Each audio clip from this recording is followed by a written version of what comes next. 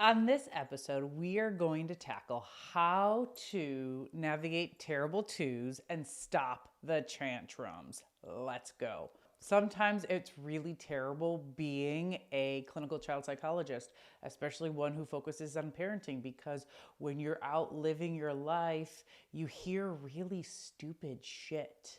Like yesterday, when I went to the grocery store and I was checking out, and the bagger, who was like a young, early 20-year-old girl, or a young woman, I should say, young woman, don't cancel me. She was talking to this other, like the person that was the customer, and she was talking about how, oh yeah, terrible twos are definitely a thing, and what most people don't know is that they last longer than the twos. It took every ounce of my being not to look at her and be like, what do you know? Like, are you a parenting person? Like, please stop saying that terrible twos are definitely a thing, because they don't have to be a thing as long as you know about development and you know what you're doing. So let's break this down. Are terrible things, how do we not make terrible twos a thing? Well, developmentally, what is going on with our children is that they, in between the ages of 2 and 3, they are trying to exert their autonomy. They are trying to exert their will over their environment, because for so long they were at the mercy of their environment and their caregivers to make sure that they survived and they didn't die. Like, that's the developmental goal of 1 year olds. The developmental goal of 2 and 3 year olds is to exert their will. So they're going to push back on boundaries. That's what the terrible twos are all about. You tell them something and they tell you their favorite word: no. So, but as us, for parents, it's your responsibility, your job when your child is 2 and 3, to exert boundaries. You set boundaries and then you enforce boundaries. If you do those two things, guess what? Terrible twos or threes aren't really a thing. And of course, they're going to exert their boundaries, but you say, like, okay, yeah, I hear you, but no, you're still doing whatever it is that I tell you to do, because I have these boundaries, I have these expectations. Because remember, the big thing about parenting, if you've been following me for a while, is we are setting high expectations within the context of the warm and fuzzies. So terrible twos don't have to be a thing. And then with regards to tantrums, that's the thing that lots of parents hate dealing with. Again, it's simply they are trying to exert their autonomy. They're trying to exert their will. They're pushing against their boundaries to see, where are their boundaries? Where is kind of their safe zone? It is our responsibility as parents to give them those parameters, to give them those boundaries.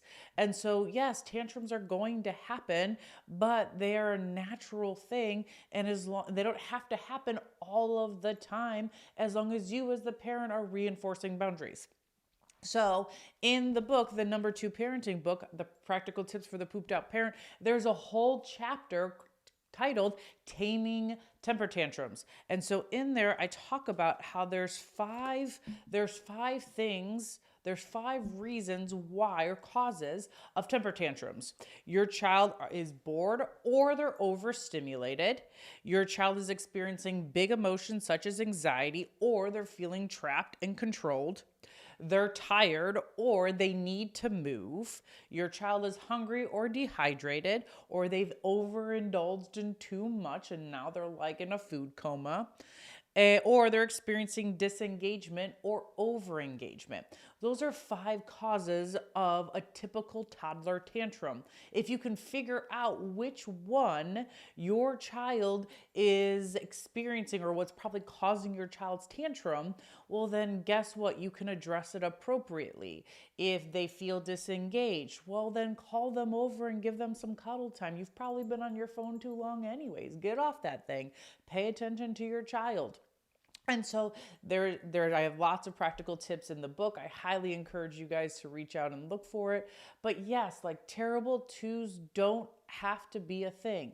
And here's the secret about tantrums. And I talk about it in the book, but I'll let you guys in on the little secret. The best way to treat a tantrum is by preventing it. Prevent tantrums from happening. Know the 5 causes for tantrums and then try to prevent those things. Have snacks, have water, I carry a deck of cards in my purse so that my kids and I can be playing games and I'm not handing them the tablet, because handing them a tablet turns off their brains. They want to be stimulated. Have crayons. Make sure you're being aware of their nap times and their sleep times, because 2-year and 3-year-olds still need naps. Yes, they do. So, to wrap this up, terrible twos don't have to be a thing. Be the parent and set those boundaries and enforce those boundaries, because your kid is going to push it back against them. That is okay. That means that they're developing appropriately. But here's the encouragement. Ready? Just like we are training and raising our children to be agents in their own lives, to have agency and be adaptable, you as the parent needs to be an agent in your own life. And when your child is in the 2 and 3, don't just lay on the floor and be like, oh my God, my child's in the terrible 2s. There's nothing I can do about it. Malarkey. There's tons of things that you can do about it. Set the boundaries, reinforce the boundaries. Be aware of the 5 causes of tantrums. You got this. I believe in you. And when you are an agent in your own life, when you're an agent as a parent in your life, in your kid's life, you are throat punching the youth mental health crisis.